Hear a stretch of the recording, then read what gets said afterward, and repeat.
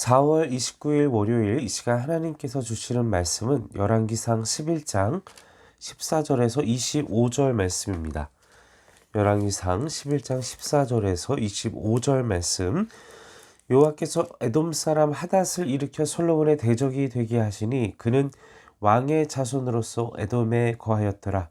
전에 다윗이 에돔에 있을 때에 군대 지휘관 요압이 가서 죽임을 당한 자들을 장사하고 에돔의 남자들을 다 쳐서 죽였는데 요압은 에돔의 남자를 다 없애기까지 이스라엘 무리와 함께 6달 동안 그곳에 머물렀더라. 그때의 하닷은 작은 아이라 그의 아버지 신하 중 에돔 사람 몇몇과 함께 도망하여 애굽으로 가려 하여 미디안을 떠나 바란에 이르고 거기서 사람을 데리고 애굽으로 가서 애굽 왕 바로에게 나아가 바로가 그에게 집과 먹을 양식을 주며 또 토지를 주었더라. 하닷이 바로의 눈앞에 크게 은총을 얻었으므로 바로가 자기의 처제 곧 왕비 다브네스의 아우를 그의 아내로 삼음에 다브네스의 아우가 그로 말미암아 아들 그누닷을 낳았더니 다브네스가 그 아이를 바로의 왕 궁전에서 젖을 떼게 하매 그누밧이 바로의 궁에서 바로의 아들 가운데 있었더라. 하닷이 애굽에 있어서 다윗이 그의 조상들과 함께 잔 것과 군대 지휘관 요압이 죽은 것을 듣고 바로에게 아뢰되 나를 보내어 내 고국으로 가게 하옵소서.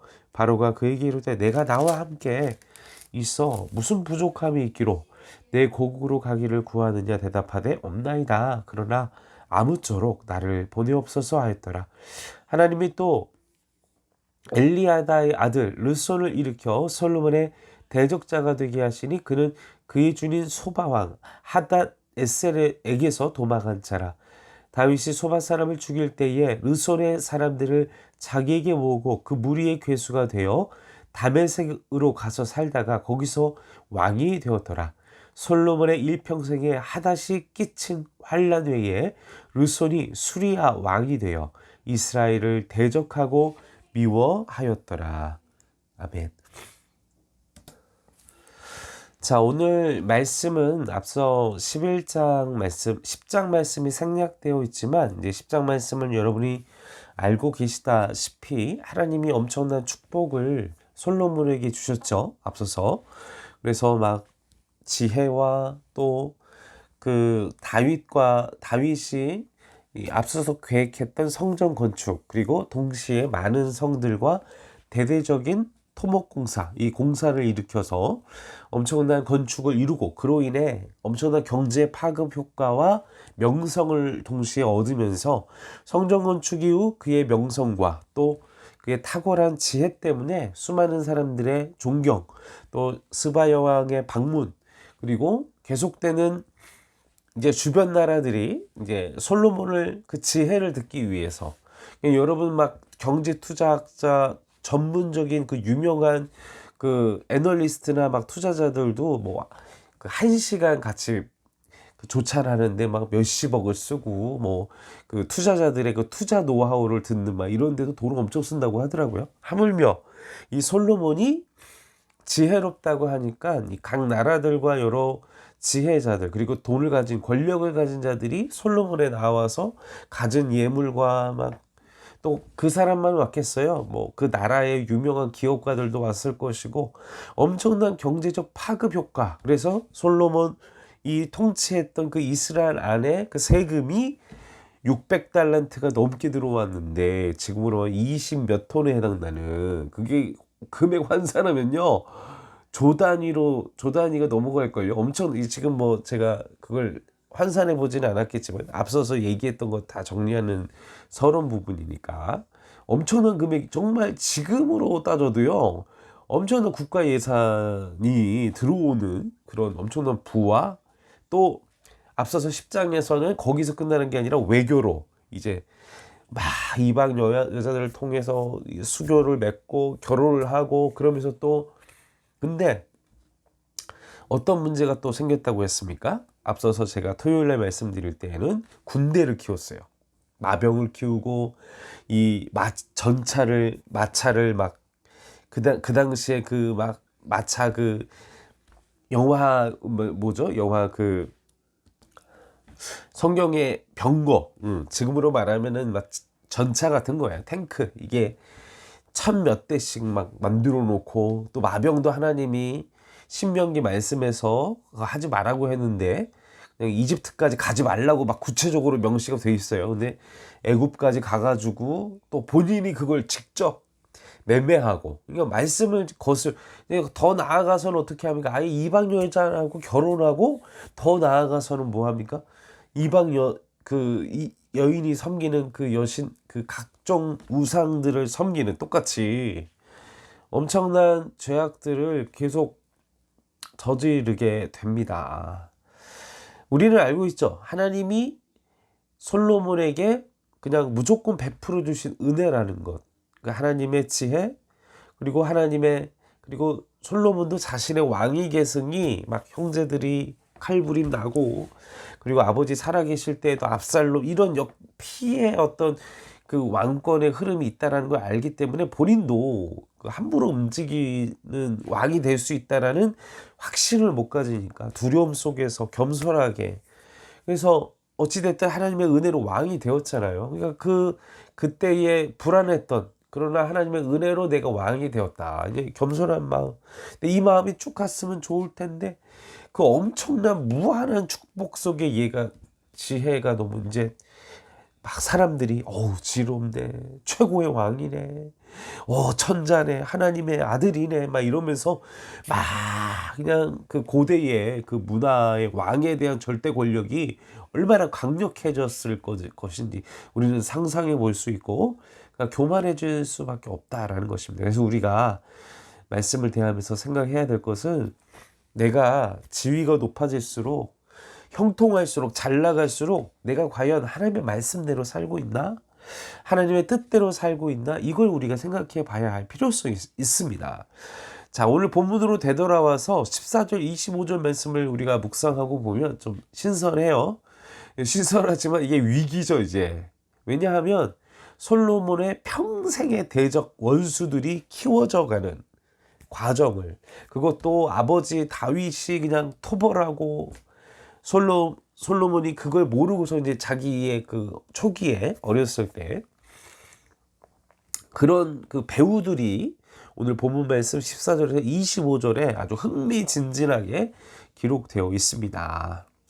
자, 그런데 우리는 알고 있어요. 솔로몬이 초기에 영적으로 겸손하고 하나님의 바로 섰을 때 이들은 도망 다니는 신세였습니다. 이들은 솔로몬이 하나님을 따르고 겸손하고 하나님을 말씀대로 살 때는 이들은요 그냥 죽어 있었어요. 그냥 조용히 들킬까, 솔로몬한테 들킬까 무서워서 막 도망 다니고, 막 다른 나라 가 있고, 다른 나라 왕에게 의탁해서 살고 있고. 자, 그런데 언제 이 원수들이 자라나기 시작합니까? 이것들이 언제 뒤통수를 치게 되는 그 위기를 가져오고 이게 생기게 됩니까? 14절 말씀 같이 읽어보겠습니다. 14절, 여호와께서 에돔 사람 하닷을 일으켜 솔로몬의 대적이 되게 하시니 그는 왕의 자손으로서 에돔에 거하였더라. 어떨 때입니까? 앞서서 우리가 말씀 봤죠. 하나님과의 관계가 깨어졌을 때 원수들이 일어나기 시작합니다. 악한 권세가 좋아합니다. 우리가 하나님의 말씀을 떠나고, 우리가 하나님 사랑하기를 떠나고, 우리가 하나님 말씀대로 살지 않게 되면 원수가 좋아요. 사단이 좋아요. 그러면서 그들의 세력을 키웁니다. 그러면서 우리의 약점이 뭔지를 얘는 돈에 약하구나. 얘는 주변 사람들의 평가에 약하구나. 얘는 뭐에 우리의 약점 하나하나를 그냥 파악하면서 그래, 네가 성령 충만하지만. 여러분, 사단은요 한순간에 낭마다 이렇게 나타나지 않아요. 얘는요 몇십 년에 걸쳐서 엄청난 플랜을 가지고 서서히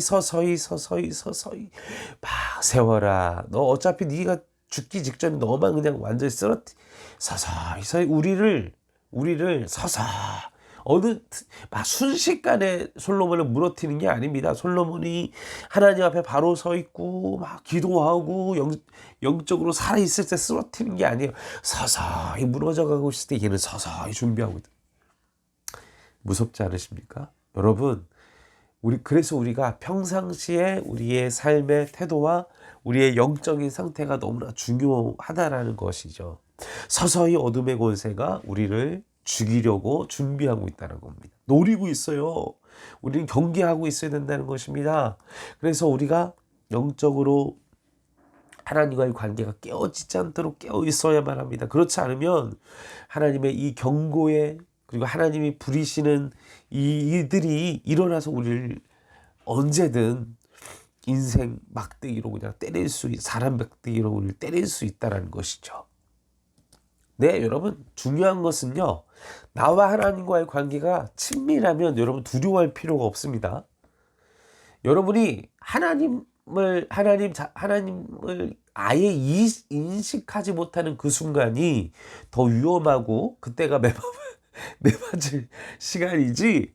하나님, 어떻게 하지? 하나님이 날 때리시면 어떻게 하지? 나 이걸 이럴 때 하나님 우리 훈육하시지 않으세요. 여러분, 우리가 죄에 대해서 민감하고, 그리고 우리가 죄에 대해서 두려워하면 이미 우리는 성령 충만한 상태입니다. 무조건 기쁘고 늘 환희에 차서 성령 충만이 아니라 내가 죄에 대해서 민감하고 하나님의 말씀에 대해서 민감하고 하나님의 뜻대로 살려고 살면 그게 성령 충만이에요. 다른 게 성령 충만이 아닙니다. 자, 이 심판의 준비가 언제부터 시작된다고요? 하나님과의 관계가 끊어졌을 때. 내가 하나님과의 영적 친밀함이 끊어지고 영적으로 나태해지고 영적으로 하나님의 말씀을 거스르고 거역하고 무너지고 있을 때, 그때부터 이제 그 하나님의 일과 또 이 원수들이 노리고 준비하고 있다라는 것이죠. 두 번째는 무엇입니까? 이제 마지막 두 번째는 어떨 때 하나님이 경고와 또 사랑의 매를 드시냐, 함께 25절 말씀 읽도록 하겠습니다. 25절 말씀 본문의 끝 함께 읽겠습니다. 솔로몬의 일평생에 하닷이 끼친 환난 외에 르손이 수리아 왕이 되어 이스라엘을 대적하고 미워하였더라. 자, 중요한 단어가 나와요. 솔로몬의 일평생에, 자, 일평생에 회개했다 안 했다? 일평생에 하닷이 괴롭히고 르손이 괴롭혔다. 그러면 일평생 동안 솔로몬은 회개했다 안 했다? 죽기 직전에 회개했을지는 모르겠어. 그건 모르죠. 우리가 솔로몬의 최후로 모르니까. 어찌됐든 그의 인생의 말년까지 회개했다 안 했다? 회개 안 했을 때 인생 막대기와 이 원수들의 공격이 우리에게 온다라는 것입니다. 여러분, 우리가 끊임없이 하나님 앞에 예배하고 기도할 때마다 내 안에 있는 죄의 문제들이 나타나고 깨달아지면 바로바로 회개하고 돌이키는 은혜가 있기를 바랍니다. 내 안에 죄가 깨달아지고 내 안에 연약함이 깨달아지고 예배할 때마다 내가 말 한마디 한 거 행동 인간적으로 깨달아지면 바로바로 돌이켜야 돼요. 회개해야 합니다. 그 회개를 하지 않으면 큰일이 지금 솔로몬에게 지금 임박하고 있다는 것이죠. 원수들의 괴략과 원수들의 공격이 시작되고 있었다라는 것입니다. 하나님은요, 계속 말씀 속에서 우리에게 메시지를 전해요. 그리고 이 솔로몬에게도 하나님이 몇 번씩 나타나셔서 경고를 하시잖아요. 근데 회개하지 않습니다. 돌이키지 않습니다. 제가 개인적으로 말씀을 묵상하면서 느낀 거지만, 제가 그 시대의 솔로몬이다? 그러면 뭐 돈도 있다, 뭐 권력도 있다, 모두들 나를 두려워하고, 하나님이 함께하는 사람이니까 두려워하고 막 고개 숙이고 절대 권력을 가지고 있고 막 이러는데, 그런다? 가진 것이 많고 누리는 것이 많으니까 이걸 계속 누리고 싶은 거죠. 누리고 싶으니까 이 여자 저 여자에서 이방 여인과 결혼해서 이 경제를 누려야 되니까 나라들과의 외교를 하나님께 기도하면서 방법을 구해야 되는데, 잘 되니까 형통하니까 뭐 다른 나라들이 하는 것처럼 나도 해야지, 그렇게 해오니까 그래. 왕건도 그랬잖아요. 왕건도. 그래서 부인이 엄청 지방 호족들의 모든 여인들하고 결혼해요. 권력을 유지해야 되니까. 사랑하는 성도 여러분, 때로 너무나 많은 부를 가지고 있고 내가 주체할 수 없는 그 모든 걸 가진 것들이 때로는 우리를 그것 자체로 그냥 몰입시켜서 그냥 완전히 포화 상태에 빠져서 하나님을 바라보지 못하게 할 수도 있습니다. 그게 돈일 수도 있고요. 내가 가장 원하는 그 무엇이 나를 죽일 수 있다는 거, 영적으로 죽일 수 있다는 것이죠. 그래서 하나님은 이 원수들을 동원해서 매를 치는 것입니다. 여러분, 이건 우리를 죽이고자 하는 게 아니라 자녀를 위한 매라는 것입니다. 저희도 11살짜리 아들이 있지만 말 안 듣잖아요, 11살들이. 그래서 많이 혼내고, 왜요? 그 자녀를 살려야 되니까. 우리를 죽이고자 하는 매가 아닙니다. 우리를 사랑으로 훈육시키는 매입니다. 그런데 가장 좋은 건 그 매 맞기 전에 깨닫는 게 제일 중요하지 않겠습니까? 굳이 맞으면서까지 버틸 이유 없잖아요. 그죠? 빨리 깨닫고 죄로부터 돌이키시는 지혜로운 우리 행정교회 성도 여러분 되시길 바랍니다. 함께 기도하시겠습니다. 아버지, 때로는 넘쳐나는 축복과 그 은혜 때문에 그 은혜에 몰입돼서 내가 하나님 바라보지 못하고 세상의 방법대로 살아왔던 나의 죄를 이 시간 회개합니다. 이 시간 내가 너무나 하나님보다 더 사랑하고 더 의지했던 것들 때문에 내 눈이 뒤집혀서 하나님 바라보지 못하고 하나님 말씀대로 살지 않고 세상이 말하는 대로, 세상이 편한 대로, 세상이 늘 그렇게 해왔으니까 그렇게 하라고 그렇게 하는 것이 상식이라고 얘기하는 그 어둠의 세력의 말에 속아서 제가 하나님을 대적하며 살지는 아니하였는지 깨닫게 하시고 회개케 하시고 돌이키게 하시고 하나님보다 더 사랑하는 것들이 없도록, 하나님보다 더 의지하는 것들이 없도록, 하나님을 제일로, 하나님의 말씀이 제일로, 하나님을 사랑하는 것을 제일로 하는 우선순위를 바로 두고 오늘 하루도 한 주간도 승리할 수 있도록 도와주시옵소서. 감사를 드리며 울건하신 예수님의 이름으로 기도하옵나이다. 아멘.